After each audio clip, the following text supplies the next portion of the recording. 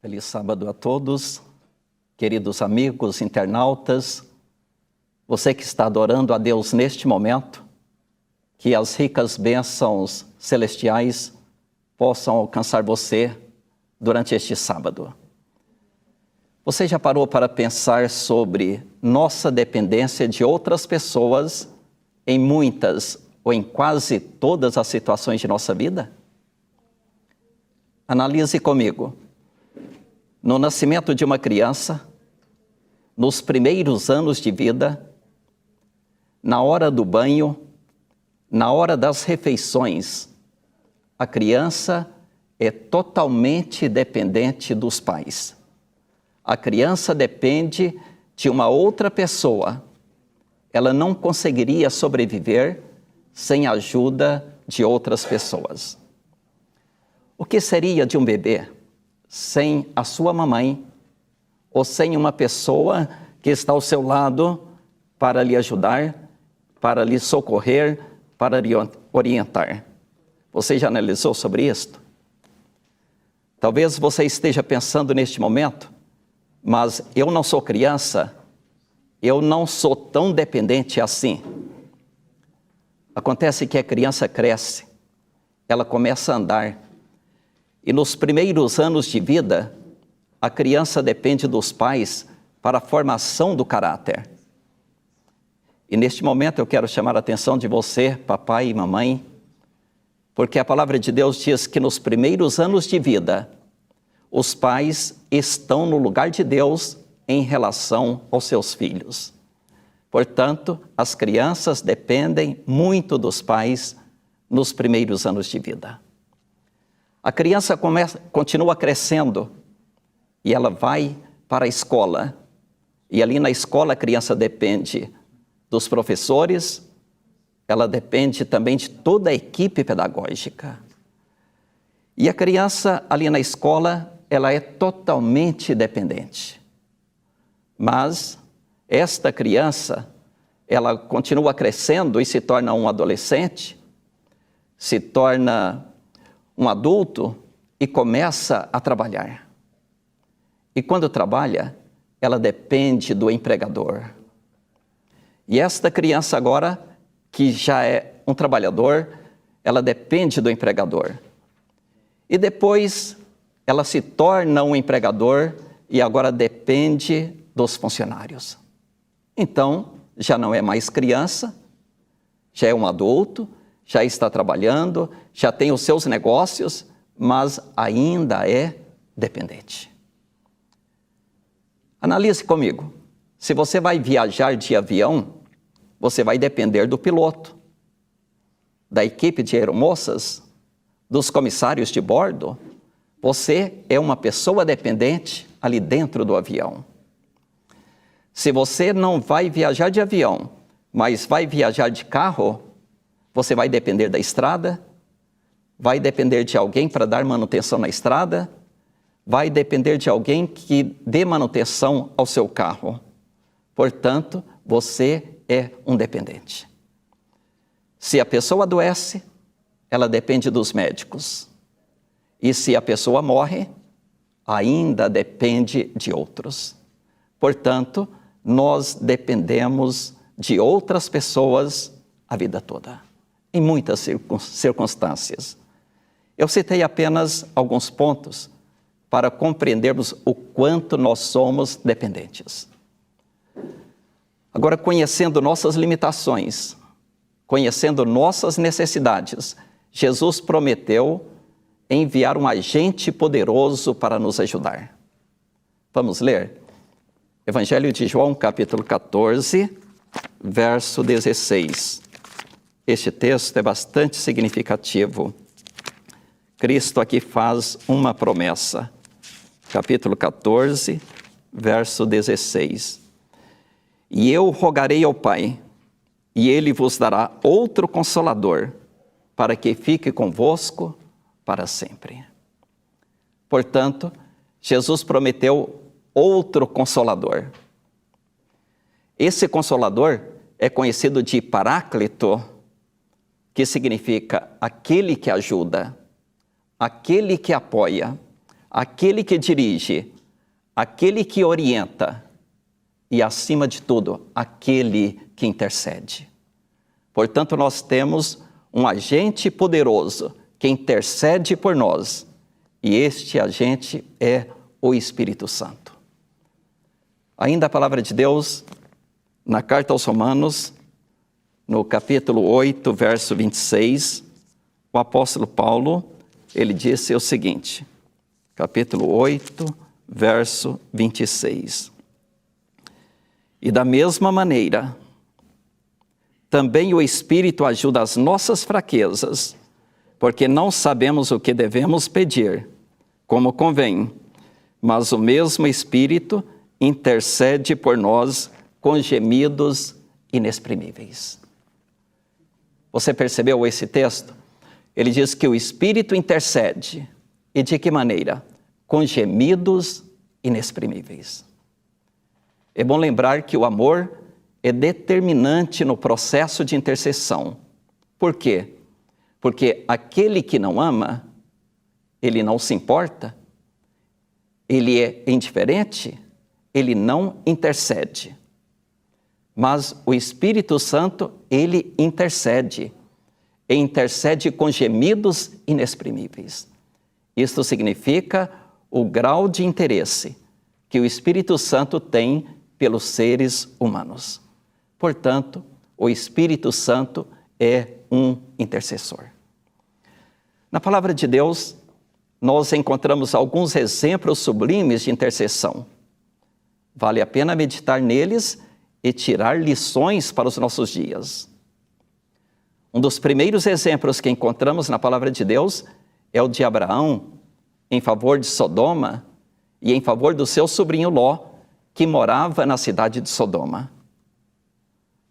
E agora nós perguntamos, como era a cidade de Sodoma? Era uma cidade desenvolvida? Era uma cidade bonita? Era uma cidade que estava numa região boa ou não? A Pena Inspirada responde a esta pergunta. Patriarcas e Profetas, página 156, lá diz: como a mais bela entre as cidades do Vale do Jordão, achava-se Sodoma, situada em uma planície que era como o jardim do Senhor, pela sua fertilidade e beleza. Portanto, a cidade de Sodoma estava em uma região muito bela, uma região bonita, uma região próspera. O texto prossegue dizendo: ali florescia a luxuriante vegetação dos trópicos. Ali era a terra da palmeira, da oliveira e da videira. E flores derramavam o seu perfume através de todo o ano. Ricas plantações revestiam os campos, e rebanhos e gado cobriam as colinas circunvizinhas. A arte e o comércio contribuíam para enriquecer a orgulhosa cidade da planície. Os tesouros do Oriente adornavam seus palácios, e as caravanas do deserto traziam seus abastecimentos de coisas preciosas para lhe suprir os mercados. E agora, com pouca preocupação ou trabalho, toda a necessidade da vida podia ser suprida. E o ano inteiro parecia um ciclo de festas. Então, este é o texto inspirado que fala sobre Sodoma, sobre a região de Sodoma. Portanto, era um lugar muito bonito, um lugar próspero. Por isso entendemos por que Ló escolheu morar em Sodoma. Quando Abraão, o tio de Ló, falou: Ló, você pode escolher. Se você for para a direita, eu irei para a esquerda. Se você for para a esquerda, eu irei para a direita. Você pode escolher, Ló. Então, rapidamente, Ló diz: eu vou para Sodoma, porque Sodoma era uma cidade bonita. Agora, deixando de lado toda essa beleza física de Sodoma, nós perguntamos: e a questão moral e espiritual de Sodoma? Os pecados de Sodoma eram os mais aviltantes, os mais hediondos, os mais repugnantes. Os pecados de Sodoma haviam subido até a presença do Senhor Todo-Poderoso. Deus estava para derramar sobre aquela impenitente cidade o furor da sua ira. Deus não mais podia suportar a abominação dos pecados cometidos à luz do sol. E neste momento, agora o Senhor comunicou ao seu fiel servo Abraão o que estava para fazer em relação a Sodoma. E é exatamente neste ponto que começa a intercessão de Abraão por Sodoma. Eu quero convidar a você para lermos o texto. Está em Gênesis capítulo 18, a partir do verso 22. Primeiro livro da Bíblia, que é o livro das Origens, capítulo 18, a partir do verso 22. O texto diz assim: Então viraram aqueles varões o rosto dali e foram-se para Sodoma. Mas Abraão ficou ainda na presença diante da face do Senhor. E chegou-se Abraão dizendo: Destruirás também o justo com o ímpio? Se porventura houver 50 justos na cidade, destruí-los-ás também, e não pouparás o lugar por causa dos 50 justos que estão dentro dela? Longe de ti que faças tal coisa, que mates o justo com o ímpio, que o justo seja como o ímpio, longe de ti seja. Não faria justiça o juiz de toda a terra? Então disse o Senhor: Se eu em Sodoma achar 50 justos dentro da cidade, pouparei todo o lugar por amor deles. Então, neste momento, Abraão começa a interceder e Deus diz: se eu encontrar 50 justos na cidade, eu pouparei a cidade. Mas interessante que o relato histórico, ele começa com o episódio: e ficou ainda em pé diante da face do Senhor. Abraão permaneceu, Abraão implorou, Abraão insistiu, e Deus disse: eu não destruirei se encontrar 50 justos. Mas Deus diz: mas não tem 50 justos. E neste momento, Abraão então intercedeu por 45, Abraão intercedeu por 40, Abraão intercedeu por 30, Abraão intercedeu por 20. E Deus disse: se eu encontrar 20 justos, eu não destruirei Sodoma. Mas não há 20 justos na cidade, e Sodoma será destruída. E finalmente Abraão insistiu: Senhor, eu sou pó e cinza, mas eu vou falar só mais uma vez. E se porventura houver 10 justos? E Deus disse: por amor aos 10 justos eu pouparei a cidade. Queridos ouvintes, Sodoma foi destruída. Sodoma foi destruída porque nela não havia justos, exceção feita a Ló e suas 2 filhas que moravam ali naquela cidade. Abraão sentiu a necessidade de interceder por Sodoma. Abraão permaneceu na presença do Senhor e ele intercedeu. E nós perguntamos: e valeu a pena? Sim, valeu a pena, porque o Senhor salvou Ló e suas 2 filhas que estavam ali na cidade. Ló e suas 2 filhas foram salvos. Este é um exemplo sublime de intercessão. Mas nós não temos apenas este. No Velho Testamento encontramos um outro exemplo de intercessão. O exemplo de Moisés está em Êxodo capítulo 32, versos 30 a 32. Eu quero convidar a você para acompanhar esta leitura. Capítulo 32 de Êxodo, versos 30 a 32, que diz assim: E aconteceu que no dia seguinte, Moisés disse ao povo: Vós pecastes grande pecado. Agora, porém, subirei ao Senhor. Porventura farei propiciação por vosso pecado. Assim tornou Moisés ao Senhor e disse: Ora, este povo pecou, pecado grande, fazendo para si deuses de ouro. Agora, pois, perdoa o seu pecado, e se não, risca-me e peço-te do teu livro que tens escrito. Portanto, Moisés, neste momento, intercede pelo povo que havia pecado. E agora perguntamos, em que contexto aconteceu esta intercessão? Moisés subiu ao monte para receber as tábuas dos mandamentos. E ali no monte, Moisés permaneceu durante 40 dias e 40 noites. Nesse período, enquanto Moisés recebia as tábuas da lei, o povo que estava com Arão se corrompeu. O povo cometeu grandes pecados. E neste momento, então Deus, ele diz para Moisés que iria destruir todo aquele povo. E quando Moisés ouviu esta sentença de destruição, então ele começa a interceder pelo povo, porque Moisés não imaginava a possibilidade de ver aquele povo todo perecendo ali no deserto. E nesta altura Moisés permaneceu na presença de Deus.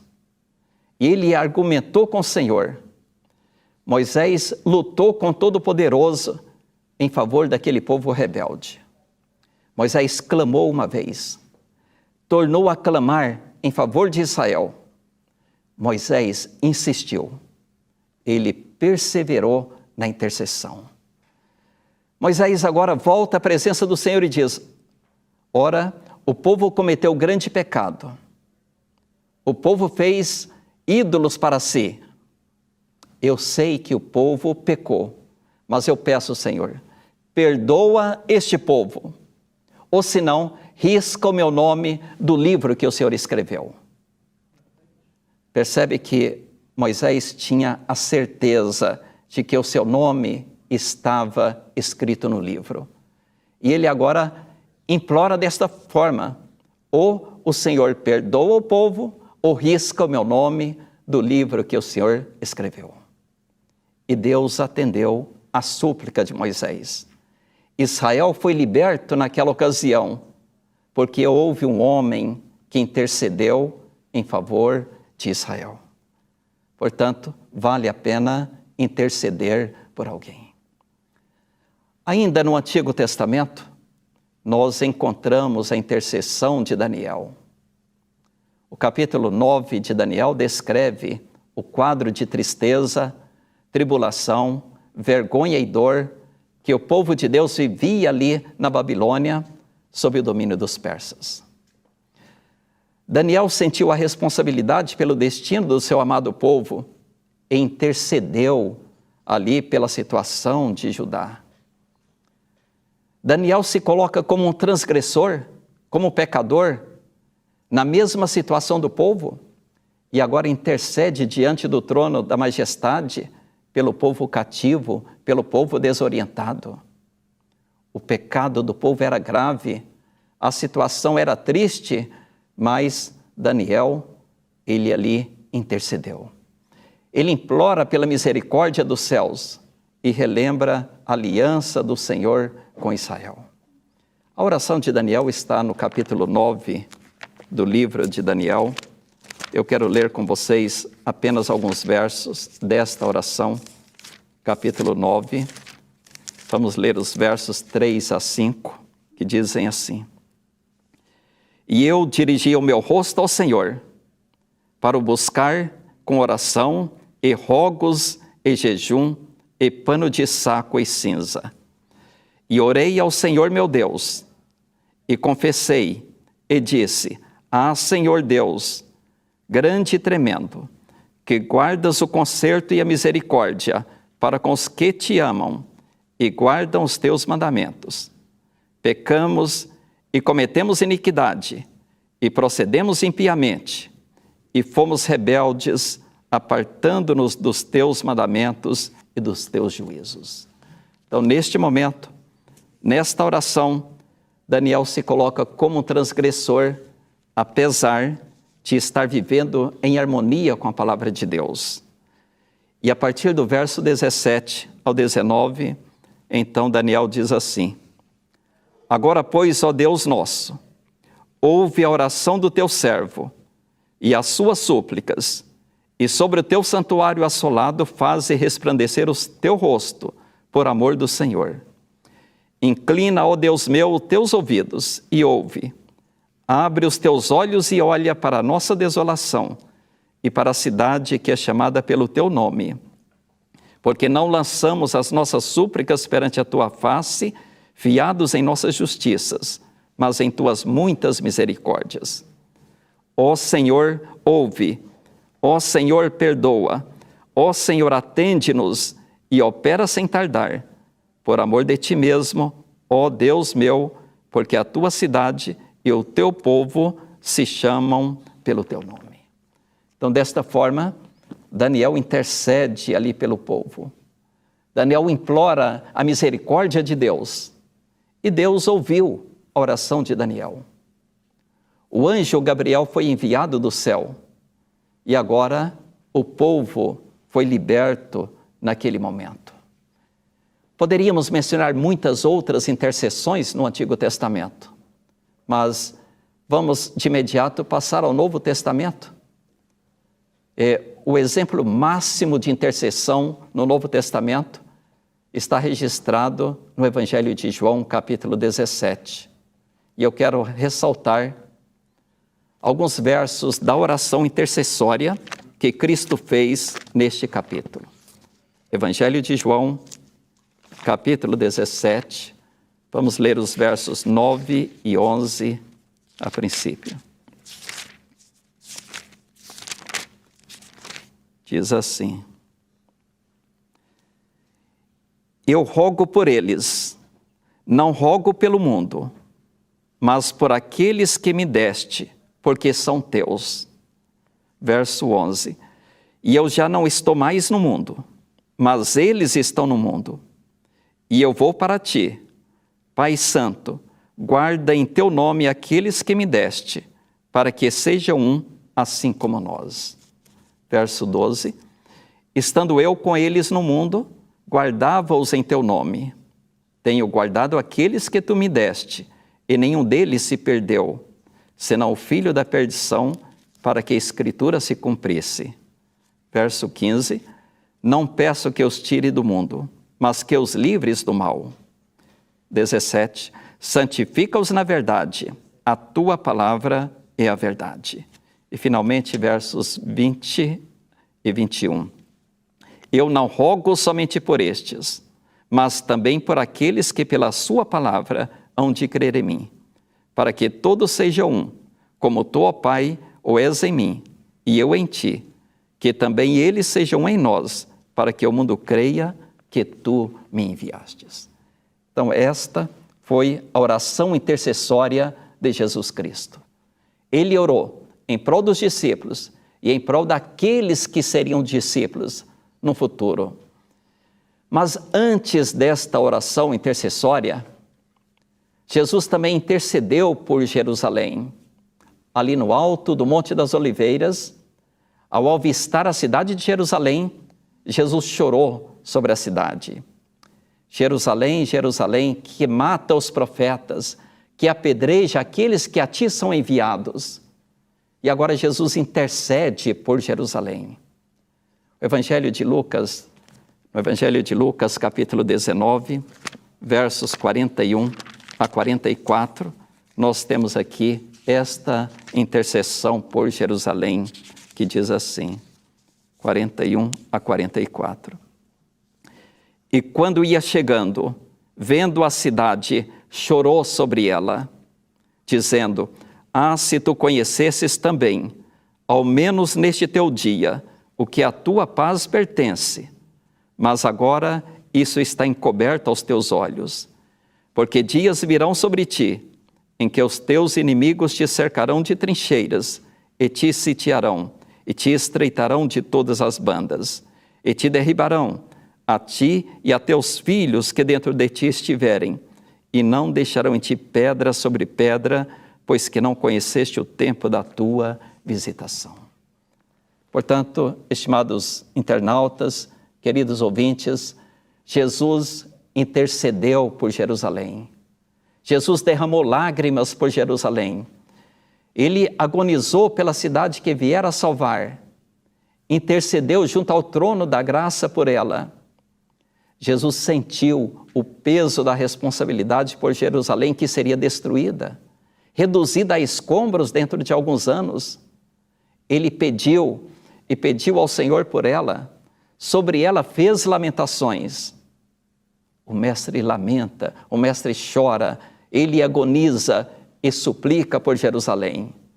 Jesus intercedeu por Jerusalém.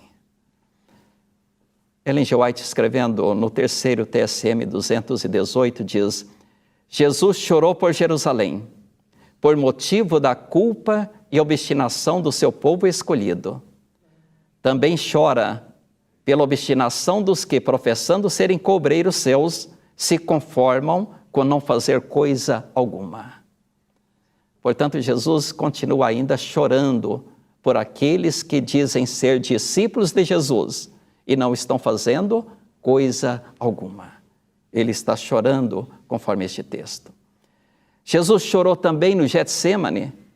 Ele intercedeu no Getsêmani, no 9º volume para a igreja, Testemunho para a Igreja, página 102, diz assim: ao interceder ele perante o Pai, grandes gotas de sangue lhe caíam do rosto ao chão.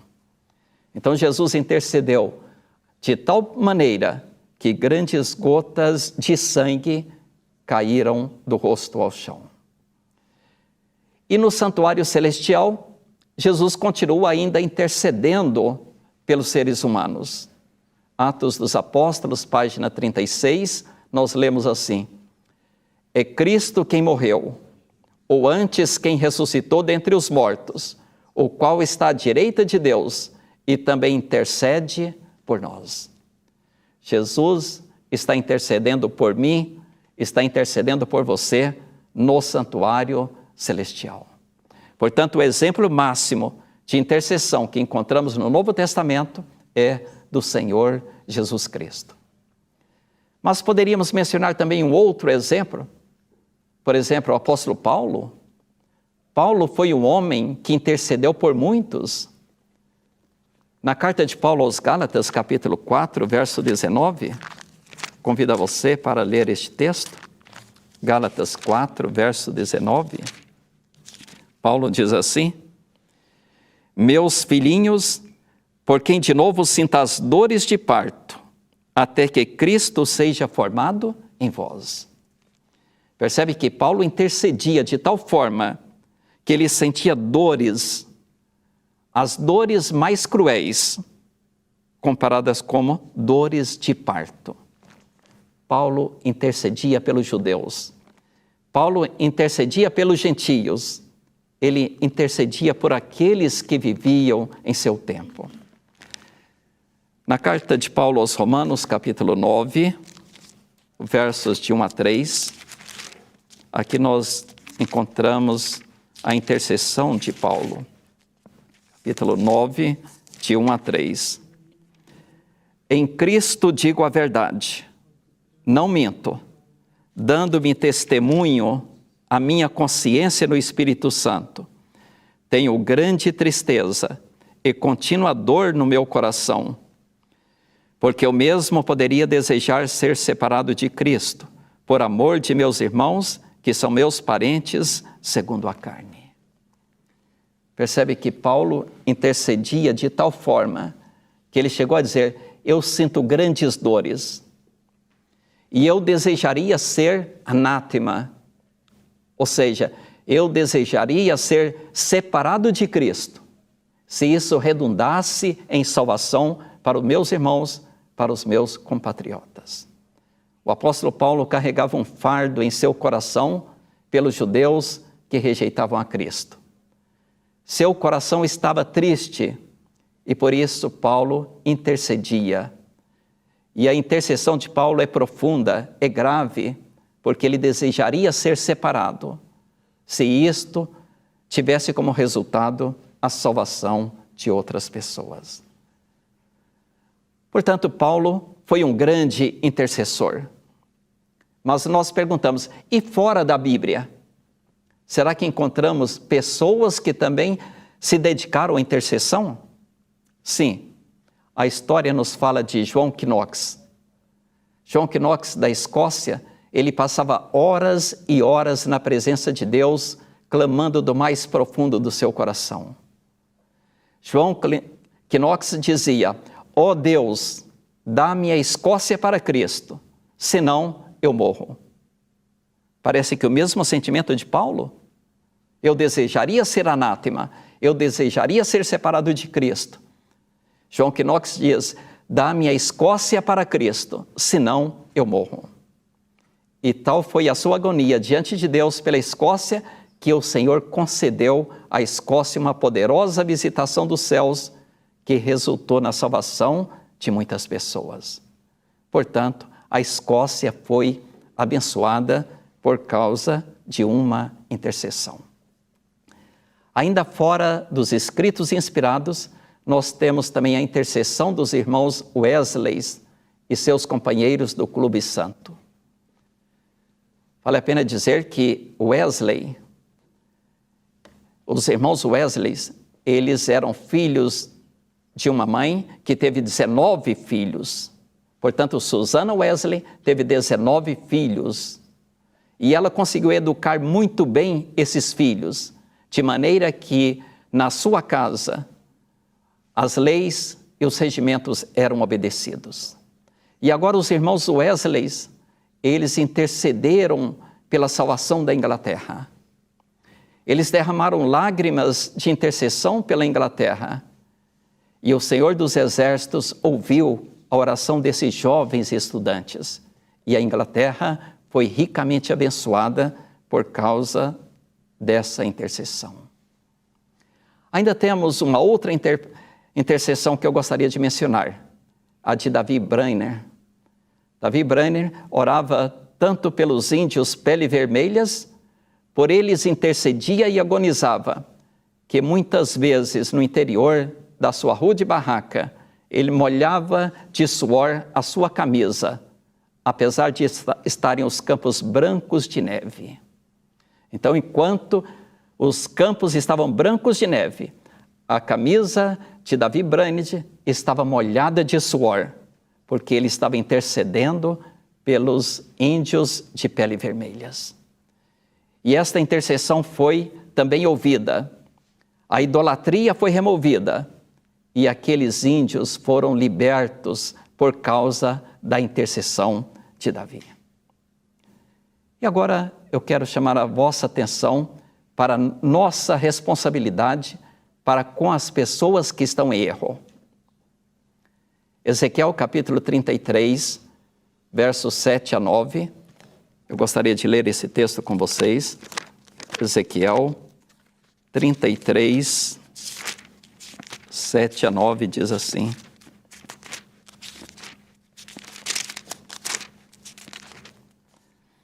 A ti, pois, ó filho do homem, te constituí por atalaia sobre a casa de Israel. Tu, pois, ouvirás a palavra da minha boca, e lhe anunciarás da minha parte. Se eu disser ao ímpio, ó ímpio, certamente morrerás, e tu não falares para desviar o ímpio do seu caminho, morrerá esse ímpio na sua iniquidade, mas o seu sangue eu o demandarei da tua mão. Mas quando tu tiveres falado para desviar o ímpio do seu caminho, para que se converta dele, e ele se não converter do seu caminho, ele morrerá na sua iniquidade, mas tu livraste a tua alma. Então, a nossa primeira responsabilidade é advertir, é falar. A segunda responsabilidade é interceder. Aí a palavra de Deus diz, orai uns pelos outros. Então temos que orar, interceder pelas pessoas. E nossa terceira responsabilidade é alegrar-se com os que estão alegres e chorar com aqueles que estão tristes. Então temos esta responsabilidade. Será que necessitamos de intercessão por nós mesmos? Meditação matinal de 65, página 76, lemos assim: Cristo é o elo de ligação entre Deus e o homem. Coloca toda a virtude de sua justiça ao lado do suplicante. Intercede pelo homem. E este, em necessidade de auxílio divino, roga por si mesmo na presença de Deus. Então, Cristo intercede pelo homem e o homem, na condição de necessitado, aqui diz, ele roga por si mesmo na presença de Deus. Portanto, temos que rogar por nós mesmos. E por isso a palavra de Deus diz, orai sem cessar. Oração constante. Ellen G. White, no livro Caminho ao Céu, página 94, diz, as trevas do maligno envolvem os que negligenciam a oração. Portanto, nós precisamos orar de forma constante. Estamos vivendo em tempos difíceis e dependemos de Deus a todo instante. Aproveitemos a oportunidade que Deus nos tem dado para termos uma maior comunhão com Deus e oremos em prol dos que estão distantes da igreja, daqueles que estão distantes do Senhor, para que Cristo possa salvá-los e nós também possamos alcançar a salvação. Que Deus nos abençoe e nos dê a sua graça para isto. Amém. Se de alguma forma essa mensagem tocou o seu coração, compartilhe com seus amigos e familiares. Deixe o seu like, se inscreva no canal para receber todas as mensagens que ajudarão a edificar a sua vida espiritual. Deus te abençoe sempre.